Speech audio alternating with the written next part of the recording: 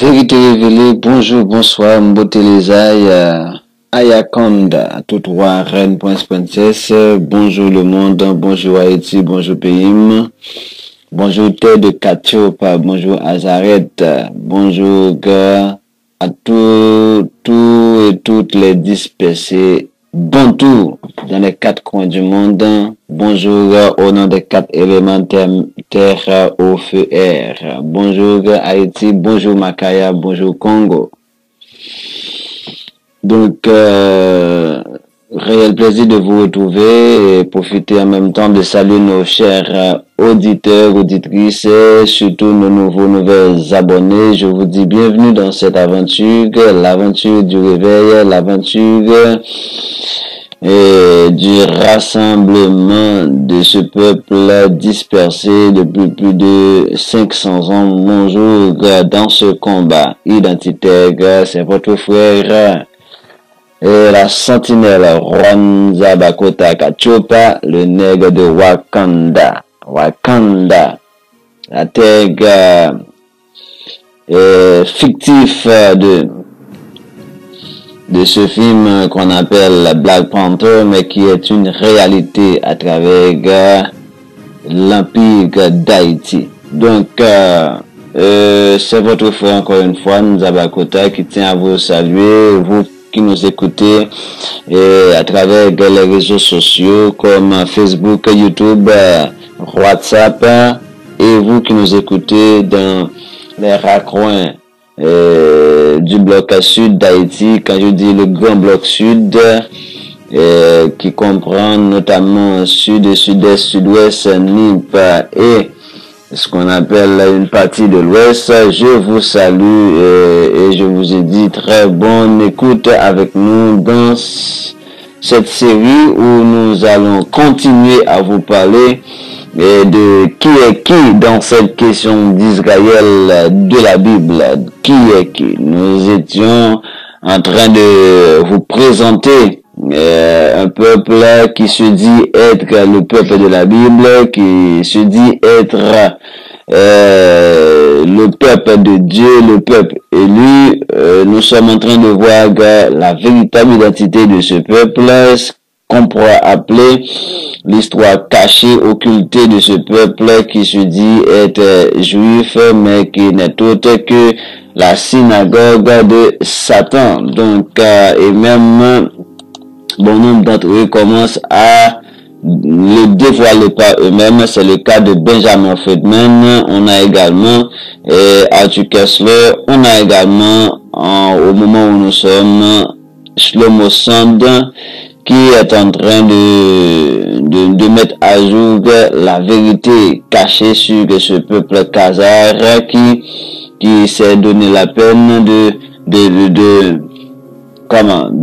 bafouer la vérité, de camoufler son identité à travers des siècles et en même temps de voler l'identité de ce peuple qui se trouve sur cet espace sacré qui n'est autre que l'île d'Haïti. On veut parler des Haïtiens qui sont censés être ce que la Bible pourrait appeler la 13e tribu. Donc voilà. Nous avons déjà vu pas mal de numéros et le tout dernier qu'on a vu, on était en train de vous parler exactement de ce à travers toute une série de faits qui concernent le emplacement dans le passé. Quoi qu'on sait actuellement, il s'accapare d'un territoire en terre de Palestine et qui n'a rien à voir avec leur possession. Donc voilà pourquoi nous, après vous avoir parlé de l'Okazar hier, montant juif aujourd'hui, donc nous avons parlé de Bilan comme le premier roi fondateur du véritable judaïsme. Également, nous avons vu le génocide des Indiens d'Amérique, qui n'est autre que l'œuvre de ces juifs khazars, notamment d'Espagne. donc ou même de l'Europe ibérique. Et le dernier numéro, je vous avais demandé de vous accrocher, puisque on va voir que ce sont les Juifs khazars eux-mêmes qui ont à la base de ce qu'on appelle la traite négrière transatlantique, parce qu'il y a également la traite négrière avec les babas musulmans de l'islam dans le monde arabe. C'est ce qu'on appelle la traite arabo-musulmane. Ok, donc voilà. Donc aujourd'hui, nous allons, c'est comme c'est dit, je vous avais demandé de vous accrocher, parce que nous les Haïtiens, comme je dis, et souvent il y a des gens qui se sentent un peu mal à l'aise du fait que je passe beaucoup de temps à parler de ces histoires. Donc, mais la réalité en fait, c'est que ces gens ne sont pas dans ma peau, ne sont pas dans la peau de nègre, de noir, d'un Haïtien, d'un habitant de terre de Katiopa. Voilà la raison pour laquelle ils ne comprennent pas la nécessité d'un tel travail. Donc nous, qui sommes aujourd'hui fils, qui ont cette étiquette de fils d'esclaves, nous qui avons été dans le passé le peuple le plus glorieux de la planète, nous avons été rabaissés au plus bas de l'échelle de la civilisation. Donc, disons, on nous a même déshumanisés à travers le code noir. Donc, maintenant, j'aimerais avoir quelqu'un me dire que je suis un fou de parler de ces choses. Là, lui, il va réaliser, est-ce moi le fou ou lui? Parce que si mon peuple a été déshumanisé, arrête. Si mon peuple a été déshumanisé, et a été rabaissé, a été génocidé, vous savez ce que c'est le terme génocide? Le terme génocide, c'est un terme qui va être utilisé au détriment d'un peuple. Et c'est qui ce peuple? C'est nous. C'est nous. Dans le mot génocide, il y a le terme gêne, ça veut dire génocider un peuple, ça veut dire c'est finir avec les gènes de ce peuple, c'est déraciner, c'est éradiquer, c'est exterminer pour toujours. Donc voilà le but même de ces gens-là qui ont fait la traite négrière. Voilà le but de ces gens qui, jusqu'à présent, ne cessent de nous mettre sous leur botte, sous leur contrôle, ne cessent de nous exterminer davantage. Après avoir nous exterminés par des milliers et milliers, ou même des millions, jusqu'à milliards, si on prend à date, plus de 500 ans, on est déjà des millions à être génocidés par ce peuple blanc européen chrétien, notamment les Juifs khazars, qui jusqu'à l'heure actuelle nous dominent en terre de République dominicaine avec la famille Vicini. Je vous l'avais dit, c'est pas Vicini, c'est la famille Vicini. La famille Vicini qui était dans le temps, dans ce qu'on appelle la canne à sucre. Et vous savez qu'est-ce que c'est que bataille en République dominicaine. Ce ne sont que les Haïtiens qui sont dans les batailles. Et ces batailles-là appartiennent à qui? À la famille Vicini. La famille Vicini qui est une famille juive khazare de l'Italie. Donc, n'oubliez pas que la traite négrière, c'est quelque chose qui a été autorisé par l'Italie même, à travers le Vatican, le christianisme. Donc, avec ce qu'on appelle le pape Nicolas V, avec la bulle Romanus Pontifex, la bulle papale Romanus Pontifex du 28 février 1454. Ok? Arrête. 1400.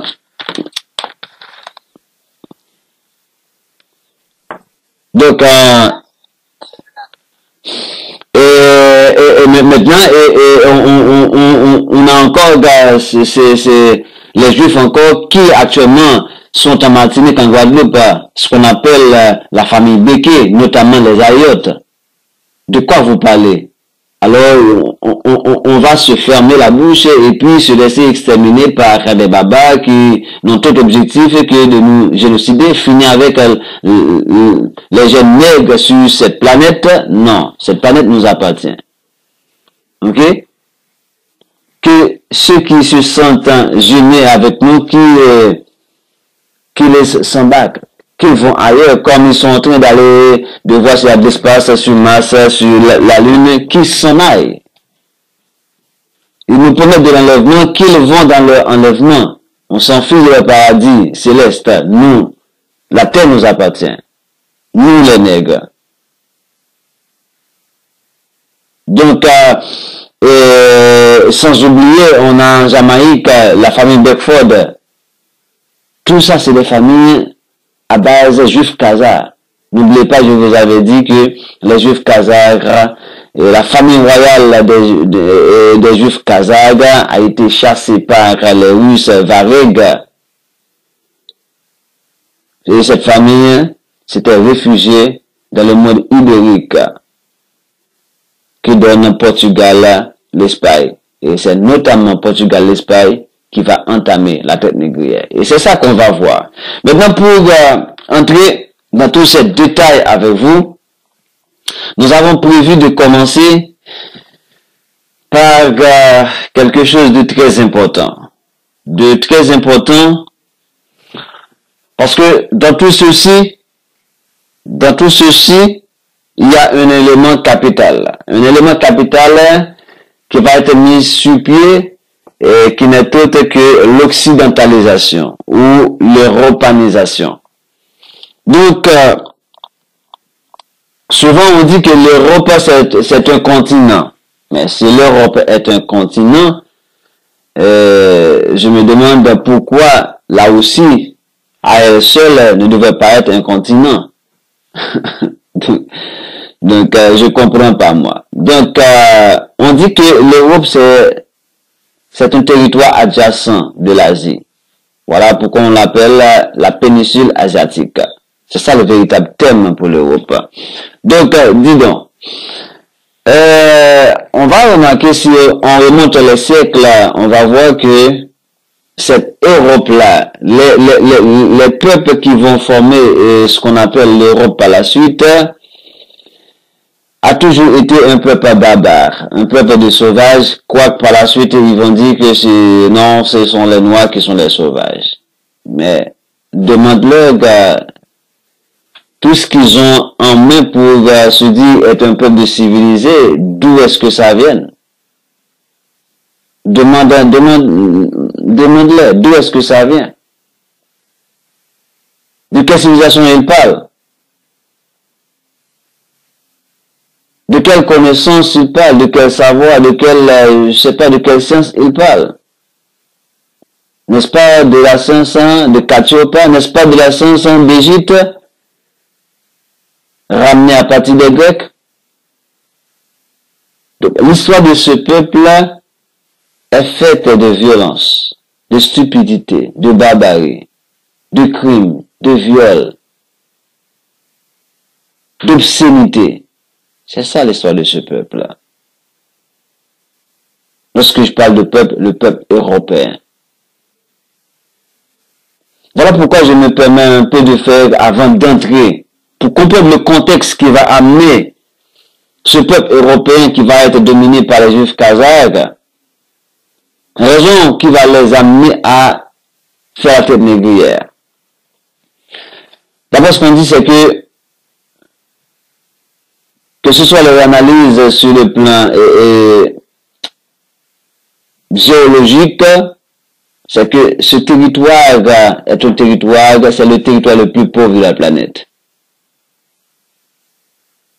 Voilà pourquoi nous voulons, avant même d'embarquer dans cette aventure de la traite négrière, nous aimons parler de l'Europe, la terre la plus pauvre est devenue riche par l'épée et la barbarie. L'Europe, la terre la plus pauvre, devenue riche par l'épée et la barbarie, va demander aux Portugais quelle est la première ville importante d'Europe. Ils vont vous dire Lisbonne. À partir de quoi? De la traite négrière. Allez demander aux Français qu'est-ce qui fait de Paris la ville des Lumières. la tête négrière. Et j'en passe. Pour besoin d'avancer plus loin.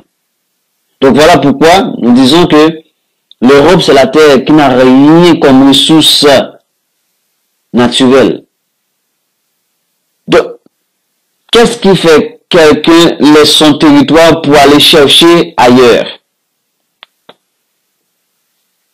La première raison, c'est pour trouver du pain. C'est pour trouver du pain. Toute autre raison va venir par la suite. Mais la première des raisons, c'est trouver du pain. C'est la première raison qui fait que quelqu'un laisse son territoire, se déplace pour aller chercher de quoi à manger. Parce que ce sont des affamés. Ce sont des dépourvus. L'Europe n'a rien. Rien et rien. Voilà pourquoi Haïti seulement a été à elle seule. Ok? Le pays qui garde la France en vie. Plus de 60% de richesse, plus de 70% de richesse coloniale de la France venait de Haïti.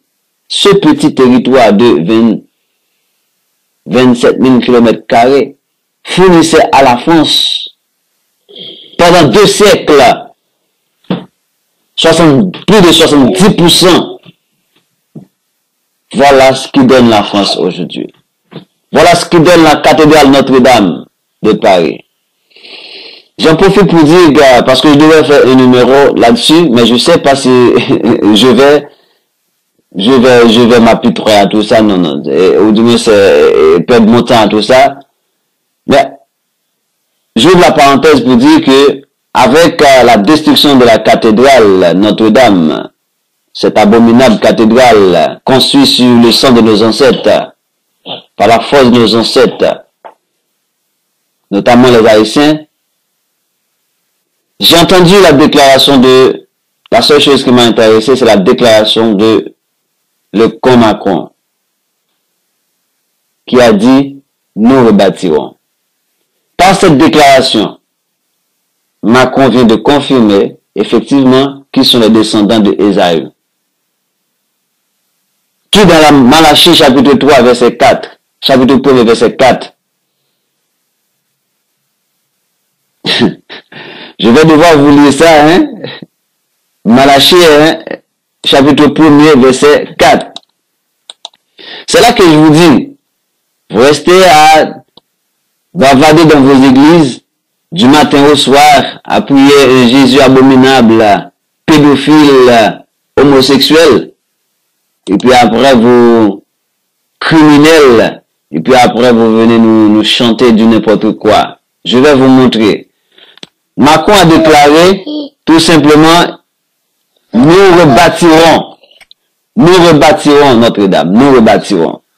Moi, je vous ai dit en tant que sentinelle, voilà ce que représente la déclaration de Macron. C'est une confirmation que l'Europe est véritablement les descendants de Ésaü. Parce que selon Malachie chapitre 3, à partir du verset 1er, il est dit, oracle de Tata Nzambe a isolé par Malachie. Isolé, c'est Israël. Je vous ai aimé, dit Nzambe, et vous dites, en quoi nous as-tu aimé? Ésaü n'est-il pas frère de Jacob, dit Nzambe. Cependant, j'ai aimé Jacob, et j'ai eu de la haine pour Ésaü. J'ai fait ces montagnes une solitude. J'ai fait de ces montagnes une solitude. J'ai livré son héritage au chacal du désert. Verset 4. Si Ésaü, Édom, dit, nous sommes détruits, nous relèverons les ruines, ainsi parle Tata Nzambe. Qu'ils bâtissent, je renverserai. Ok? Et on les appellera pays de la méchanceté. Vous entendez? Si Édom dit, nous relèverons les ruines, dans d'autres Bibles, nous rebâtirons. Dans d'autres versions, il a dit, nous rebâtirons. Alors, qu'est-ce qui va arriver? C'est que nous, va, selon Tata Zambé, il va toujours renverser les ruines d'Édom. Donc, par cette déclaration, Macron vient effectivement de confirmer que l'Europe n'est autre que les descendants de Ésaü. Donc, je ne vais pas trop m'attarder là-dessus. Comme je dis, je suis en train juste de vous chercher quelque chose pour vous lire tout ceci dans une autre version. Voilà. Je vais vous lire ça dans une autre version. Donc là, j'étais sur la Bible en ligne sur Internet. Juste un petit moment. Je vais vous donner la Bible crampon qui dit, si Édom dit, nous avons été détruits, nous nous rebâtirons, mais nous rebâtirons les ruines. Dans la version de Martin, Bible Martin, si Édom dit, nous avons été détruits, mais nous retournerons et rebâtirons les lieux ruinés. Dans la version Semeur, il est dit, nous avons été démolis, mais nous rebâtirons ce qui n'est plus que ruine. Dans la version de Parole de vie, il est dit, mais nous reconstruirons nos villes démolies. Dans la version, ok, Esteval, mais nous rebâtirons les ruines. Et dans la version, ok, épée, il est dit, si Édom dit, nous sommes détruits, mais nous rebâtirons les ruines, ainsi a dit Yahaba, ils bâtiront, mais je renverserai. Et on les appellera pays de la méchanceté, peuple contre lequel Tata Zambé est irrité à toujours. Voilà l'Europe. Et c'est de cette Europe que je vais vous parler. L'Europe que Macron nous a confirmé qui n'est autre que la bête, qui n'est autre que Ésaü, qui n'est autre que le pays de la méchanceté. Comment un Haïtien ne va pas qualifier la France comme le pays de la méchanceté? Comment un Haïtien ne va pas qualifier, voir en la France le pays de la méchanceté? Comment Congo ne va pas voir dans le Portugal le pays de la méchanceté? Comment ne pas voir dans l'Espagne le pays de la méchanceté qui a exterminé tous nos ancêtres indiens d'Amérique? Si ces peuples-là ne sont pas le pays de la méchanceté, alors de quoi on parle? Macron vient de confirmer, nous rebâtirons. La parole de Malachie 1er, verset 4. Et c'est de cette Europe pauvre que je vais vous parler, qui se prétend être riche de nos jours, riche à partir de ce qui ne lui appartient pas, que ce soit en termes de connaissances, que ce soit en termes de matériel, que ce soit en termes de construction matérielle, rien n'appartient à l'Europe. Tout est volé. Tout est pris par génocide, par des crimes atroces. Il n'y a pas de plus grand crime que la traite négrière, que l'esclavage, l'enfer de Saint-Domingue. Où nos ancêtres ont été enterrés. La tête reste dehors et ils mettent du sirop pour que les fourmis nous mangent les yeux. C'est ça l'Europe chrétienne. C'est ça le christianisme. Donc, c'est de cette Europe, la péninsule asiatique que je viens vous initier sur le numéro sur de la traite négrière. Qui sont les responsables? L'Europe est considérée politiquement comme un continent ou géographiquement comme une partie des supercontinents, ce qu'on appelle de l'Euro-Asie et de l'Afro-Asie. Ça veut dire que les supercontinents, c'est l'Asie, c'est l'Afrique. L'Europe n'est autre qu'une région. Parce que l'Europe est attachée à partir du Portugal avec l'Afrique. Ce qu'on appelle par le détroit de Gibraltar. Ok? Et l'Europe est rattachée encore avec l'Afrique à partir de la Turquie. Parce que là où on appelle Moyen-Orient, c'est l'Afrique. Le terme Moyen-Orient vient des Anglais à partir de 1939. C'est encore l'Afrique. L'Europe est rattachée à l'Asie à partir des pays comme par exemple Ukraine, blablabla et j'en passe. C'est pour ça qu'on dit que l'Europe politiquement est considérée comme un continent où c'est sur le plan politique qu'on dit que l'Europe est un continent. C'est sur le plan politique. Parce que ces gens, c'est des fous. C'est des véritables fous. Mais sur le plan géographique, on dit que l'Europe est une partie, est une région des supercontinents, à savoir l'Asie et l'Afrique. L'Europe est parfois appelée le vieux continent. Mais si le vieux continent, c'est l'Afrique, c'est l'Asie, c'est pas l'Europe. Tout ça, c'est des termes que vous acceptez dans votre vocabulaire journalier, mais sans prêter attention à la réalité de ces faits. L'Europe n'est pas un vieux continent. Le vieux continent s'appelle l'Afrique, l'Asie. L'Amérique, c'est ça le vieux continent. Mais après, ils vont vous dire que l'Amérique, c'est le nouveau monde pour les Européens. Parce que nous, les Africains, nous avons été déjà en contact avec l'Amérique, les Amériques.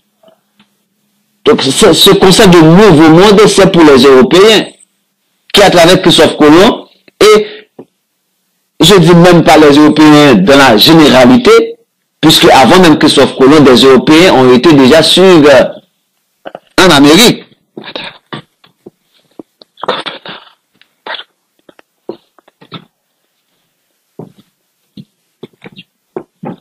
Donc,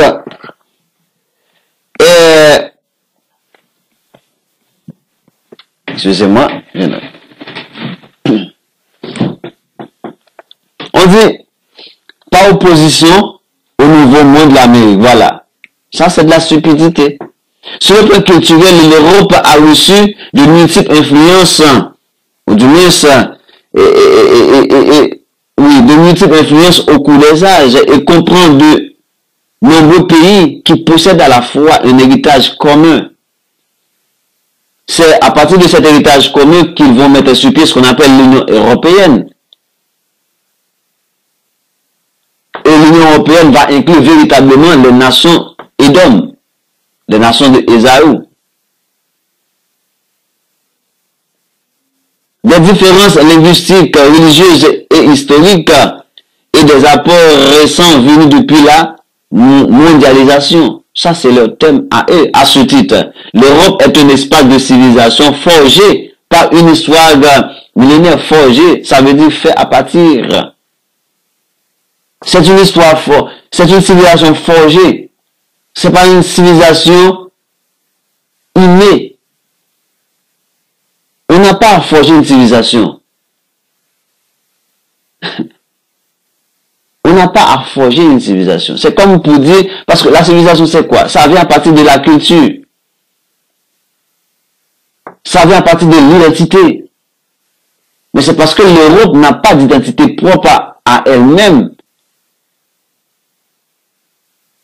Voilà pourquoi elle est obligée de se forger une civilisation.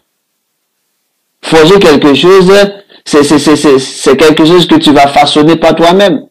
Pour façonner quelque chose, tu vas prendre de part et d'autre, voilà, et c'est ce qui arrive avec l'Europe. C'est l'exemple parfait.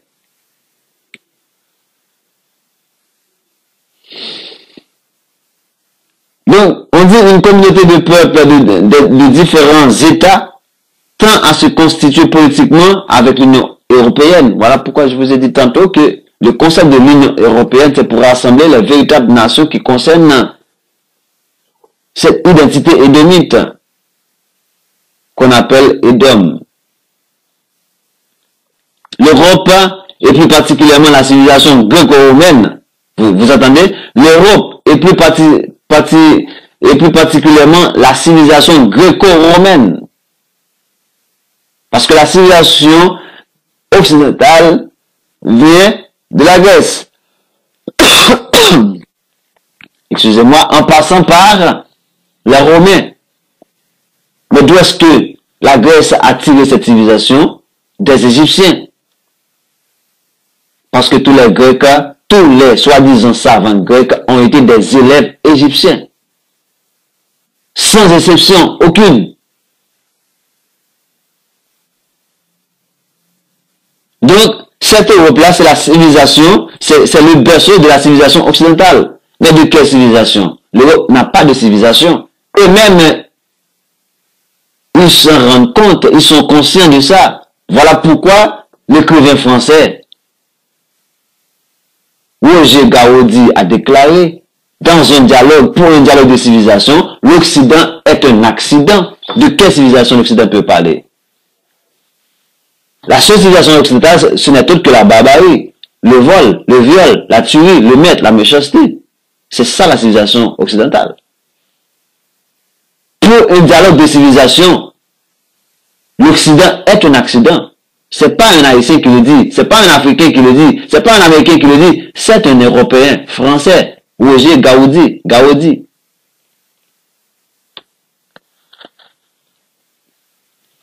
Entre le 15e siècle ou entre le 16e siècle et le 20e siècle, plusieurs nations européennes ont contrôlé et colonisé à plusieurs reprises l'ensemble du continent américain. Entre le 16e siècle et le 20e siècle, plusieurs nations européennes ont contrôlé et colonisé à plusieurs reprises l'ensemble du continent américain. L'Amérique ne vous appartient pas, vous les soi-disant Canadiens, vous soi-disant Euro-Américains. L'Amérique ne vous appartient pas. C'est une terre volée. Ça appartient aux Indiens d'Amérique, aux autochtones, aux Premières Nations, qui ne sont autres que le royaume du Nord, de la soi-disant Israël de la Bible.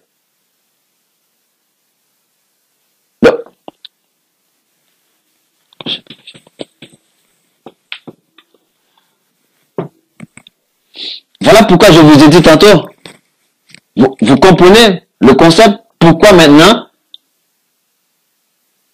l'Europe qui se prétend être aujourd'hui le maître du monde, alors que, voyez-vous, c'est parce que pendant plus de 4 siècles, 5 siècles et jusqu'à maintenant, ils sont en train de coloniser l'Amérique, l'Afrique. Et le pire n'a été autre que la traite négrière dont Saint-Domingue a été le centre, le berceau de cette barbarie occidentale.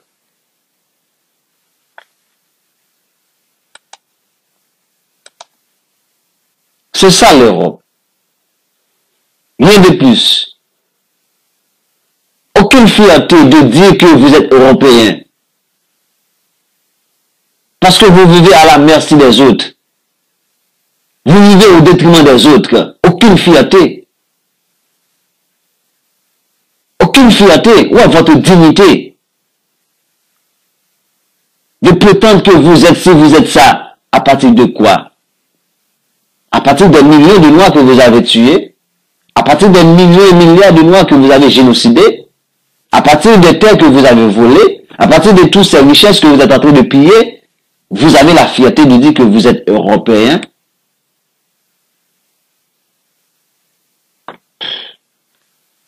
Mais sinon, il y a un problème. Il y a un problème. La quasi-totalité de l'Afrique, vous entendez, plusieurs nations, pendant ces 4 siècles, l'Europe, plusieurs nations européennes ont contrôlé et colonisé à plusieurs reprises l'ensemble du continent américain, la quasi-totalité de l'Afrique, l'Océanie et de grandes parties de l'Asie. Et c'est qui notamment ces principales nations, lorsqu'on dit plusieurs nations européennes, ont contrôlé et colonisé ces territoires? Je vous le dis, il faut aller d'abord avec les Portugais. C'est ça qui nous intéresse, nous. C'est les Espagnols. C'est les Français. C'est les Hollandais. C'est les Belges, les Allemands,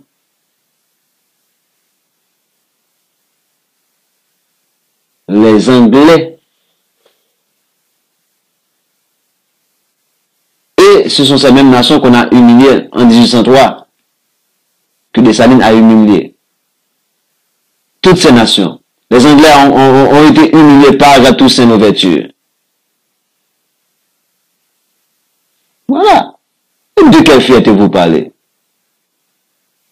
On n'avait pas grand-chose. Mais on vous avait désarmé, on vous avait humilié. C'est ça l'haïtien. On vous avait salambé, hein?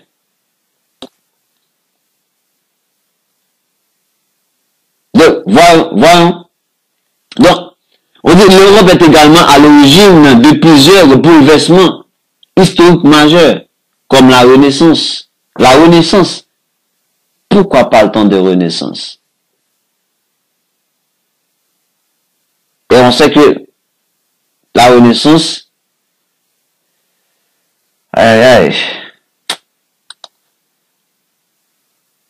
il parle de la Renaissance. Renaissance. C'est comme naître de nouveau. Hein? Renaissance, c'est naître de nouveau. Mais est-ce que véritablement, hein, ce peuple-là est né de nouveau? Quand on est de nouveau, bon, selon qu'il nous a apporté la Bible pour nous dire que c'est quoi la Renaissance.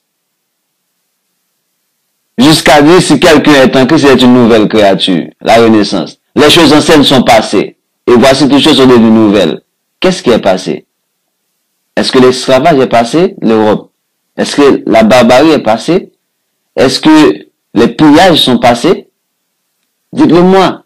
Parce qu'on dit la Renaissance, c'est la période c'est une période de l'époque moderne associée à la redécouverte de la littérature, de la philosophie. Pourquoi on parle de redécouverte? C'est parce que nous, les Noirs, les Morts, à partir de l'Afrique du Nord, qui sont en connexion avec l'Europe du Sud, Portugal, l'Espagne, nous allons civiliser. Je vous avais montré ça dernièrement en image où nous étions en train de rééduquer ce peuple-là, de ramener ce peuple-là à ses récits grecs. Ces Grecs-là qui ont été instruits en Égypte, en terre de Catiopa, en Afrique. C'est ça la Renaissance.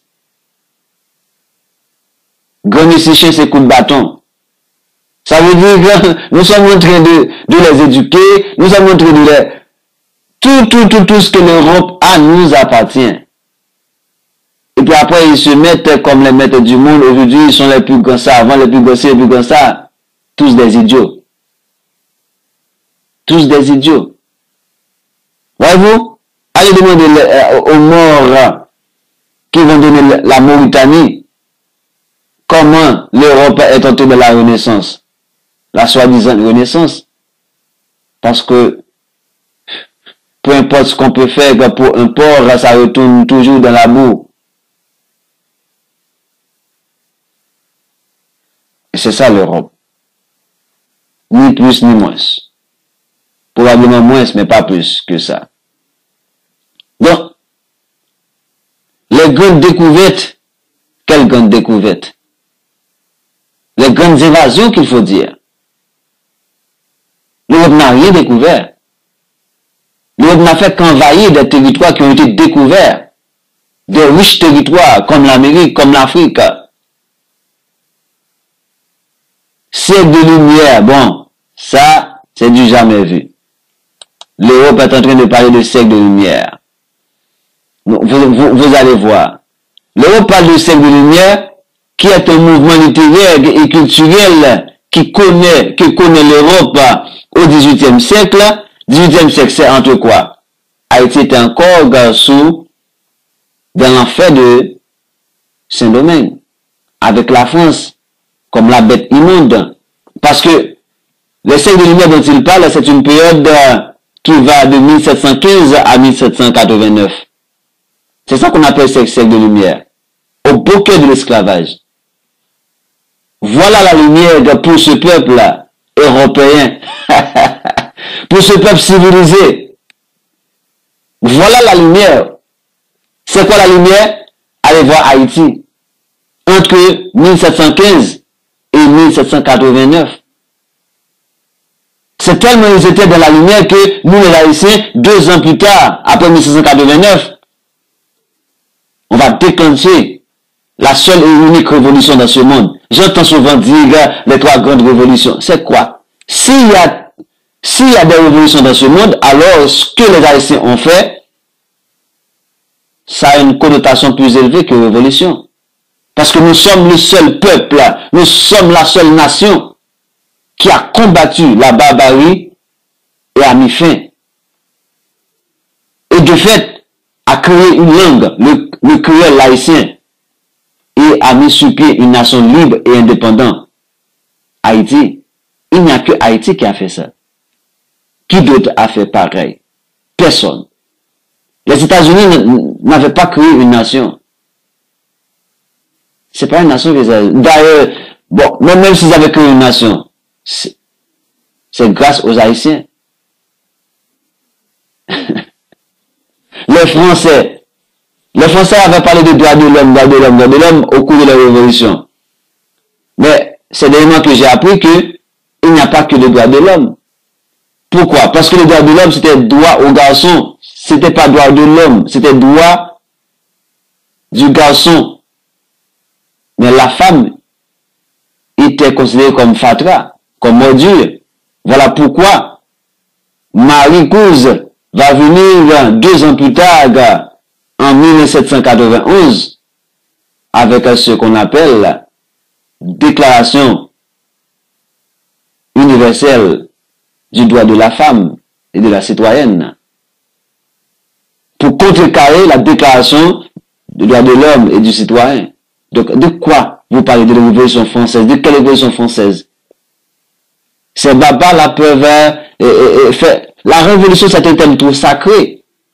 Et ça ne se réfère qu'aux Haïtiens. La Révolution. Et tout ce qui va arriver après en termes de révolution n'a pour base que la révolution haïtienne. La révolution de France qu'on parle, tout a été alimenté par la révolution nègre. Parce que nous, c'est pas en 1991 qu'on a entamé la révolution. On a toujours été un peuple de résilience, de résilience, c'est ça le thème, de résistance. Et c'est la résistance qui a amené à la révolution. Depuis notre capture, le Raza en Afrique, on a toujours été un peuple de résistance. C'est depuis là qu'a commencé notre révolution. Maintenant, ça a pris notre ampleur en 1791. Mais ne venez pas nous dire qu'il y a comme 3 grandes... C'est quoi? Il n'y a qu'une seule révolution dans ce monde. Ça s'appelle la révolution entamée par Afa Mtou Imana, que les babas vont appeler Cécile Fatima, la déesse d'Haïti. À son côté, Douti Boukman, et qui a donné le plus grand rassemblement que l'humanité n'a jamais connu, ce que les gens appellent Bois Caïman, rassemblement dans les bois Caïmoun, Moun, personne. Le temps de nous donner, c'est fini. On connaît la vérité. Et c'est ça qui va nous affranchir, sous peu. Donc, voilà la France qui parle, ou l'Europe qui parle du siècle de lumière, au beau cœur de l'esclavage, de la barbarie la plus sauvage, la plus immonde, la plus meurtrière. Période de 1715 à 1789. Voilà, siècle de lumière. Où on va voir tous ces stupides babas comme Diderot et des gens comme Voltaire se négrier, se sale négrier, qui prétendent être philosophes et en train de faire dormir les gens, et pourtant il est là à financer les bateaux négriers. Ils étaient tous des négriers. Tous ces gens de ces lumières étaient des négriers. De quel ces lumières vous parlez?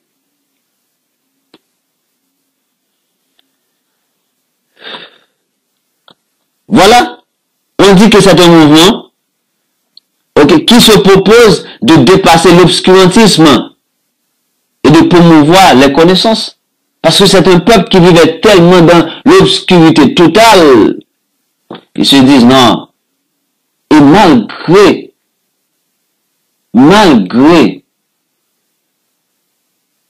ils arrivent à se dire, mais non, c'est pas possible. On est plongé tout bas. On est descendu tout bas. Mais ils n'arrivaient pas. Parce qu'ils n'ont pas les gènes de la civilisation en eux. Dans un débat de civilisation, l'Occident, c'est un accident. C'est la contrefaçon de la civilisation, l'Occident. Moi, je dis, l'Occident, c'est la contrefaçon de la civilisation. C'est l'Occident qui met le monde dans cet état lamentable. C'est l'Occident qui arrête la civilisation. On serait déjà dans un monde de gloire éternelle. Ne serait-ce l'arrivée de ces barbares qu'on appelle l'Occident, l'Europe. L'Europe a tout chambardé. Que ce soit à tous les niveaux. Spirituel, intellectuel, civilisationnel, tout culturel. L'Europe a tout renversé. C'est l'envers des choses, l'Europe.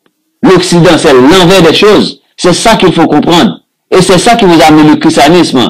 C'est l'envers des choses. C'est l'envers de l'ordre naturel. C'est la contre-nature de l'Europe. C'est la contre-création. C'est la contre-civilisation. C'est ça l'Europe. Il faut se dire les choses.